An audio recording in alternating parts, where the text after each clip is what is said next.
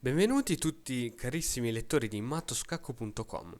Allora, oggi vediamo un sacrificio che talvolta si può utilizzare quando si è nelle prime fasi, diciamo, della nostra evoluzione del gioco, quando siamo all'inizio e impariamo i primi principi come lo sviluppo dei pezzi e le inchiodature. Allora, possiamo diciamo fare questo matto solo se noi siamo col bianco e solo se il nero gioca determinate mosse.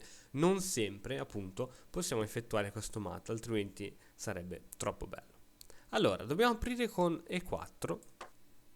Il nostro avversario ci deve rispondere con E5. A questo punto si procede proprio con le mosse classiche, ovvero cavallo F3, che ha lo scopo di attaccare il pedone in E5, e a questo punto il nostro avversario si difende, per esempio cavallo C6. E fino a qui nulla di straordinario. Alfiere C4, altra mossa direi ordinaria. Alfiere C4 ha lo scopo di sviluppare un altro pezzo, liberare il re per l'arrocco e allo stesso tempo andare a puntare sul punto più debole dello schieramento avversario, che è F7. A questo punto il nero gioca D6 per super proteggere questo pedone in E5. Ovviamente è inutile dire che non c'era bisogno di questa spinta. Infatti ogni perdita di tempo in apertura può essere pagata veramente cara.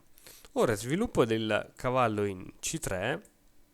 Ora il bianco ha tre pezzi sviluppati, alfiere F3, cavallo C3, scusatemi, cavallo F3, cavallo C3, alfiere C4, contro un solo pezzo sviluppato del nero, cavallo C6. E già qui il vantaggio del bianco è stabilito in pratica.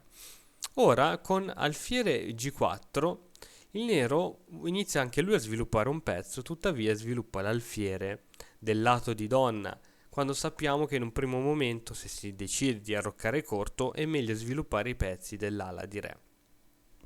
Tuttavia il nero ha sviluppato l'alfiere in G4 con lo scopo di inchiodare il cavallo, ovvero il cavallo non si può muovere, altrimenti perde la regina.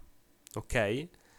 Tuttavia sta proprio qui il sacrificio. Il cavallo mangia il pedone in E5. In questo modo attacca l'alfiere e attacca il cavallo.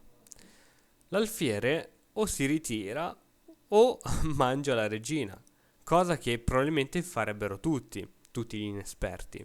Quindi alfiere per donna, il nero si sente in vantaggio, tuttavia non sa che ha appena firmato la sua condanna a morte. Con alfiere per F7 scacco, l'unica mossa disponibile a disposizione del re è proprio quella di andare avanti di 1, dopodiché con cavallo D5 scacco matto e la partita si conclude in bellezza.